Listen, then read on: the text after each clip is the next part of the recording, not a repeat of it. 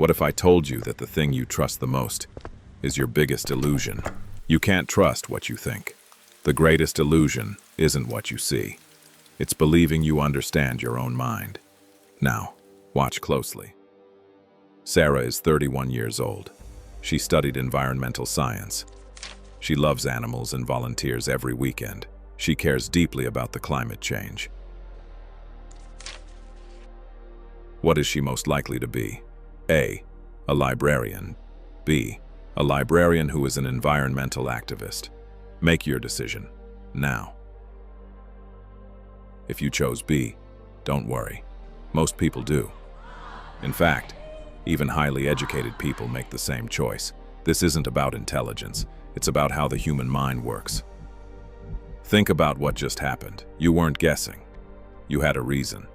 Your brain took a few pieces of information, built a story, and suddenly that story felt more likely than the simpler answer. But here's the problem. A story that feels more believable isn't necessarily more likely to be true. Psychologists have studied this for decades. It's called conjunction fallacy. Now think about this. Which is more likely? She is a librarian, or she is a librarian who is an environmental activist. Every librarian who is an environmental activist is still a librarian. So option B is contained entirely inside option A, and B may sound more convincing, but it can never be more likely than A. Your mind was drawn to the detailed story because it matched the person you had imagined. It felt right, but feeling right and being statistically likely are not the same thing. What is fascinating is that this isn't the only time your mind does this. It happens when you remember. It happens when you make decisions. It even happens when you look at the world around you. It happens again and again and again. Not because you're unintelligent, because you are a human. Let's try something. In a moment, you will see a series of words. Don't write them down. Just try to remember as many as you can. Ready? 3, 2, 1. Bed. Pillow. Dream. Nap. Blanket. Rest. Snore. Awake. Yawn. Tired. Doze. Bedroom. Good. Keep those words in your mind. We'll come back to them in a moment, but first, I'm about to show you a short video. Watch it carefully. Your task is simple. Decide, why is this man running?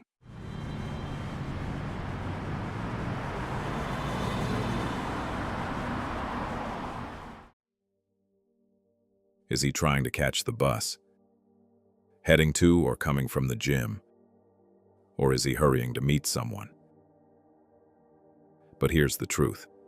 I don't know either.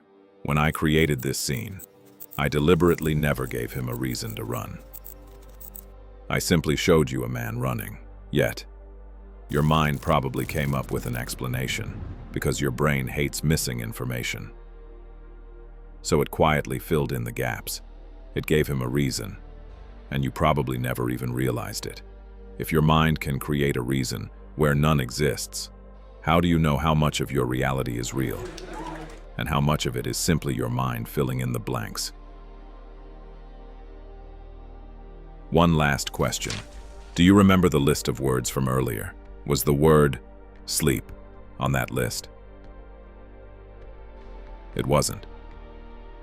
But if you remember seeing it, you're not alone. Every word pointed toward the same idea. Your mind remembered the meaning and quietly filled in the missing piece. Earlier, your mind invented a reason. Now it invented a memory. Your mind doesn't just observe reality, it completes it. Can you trust your memories? Are your decisions really yours?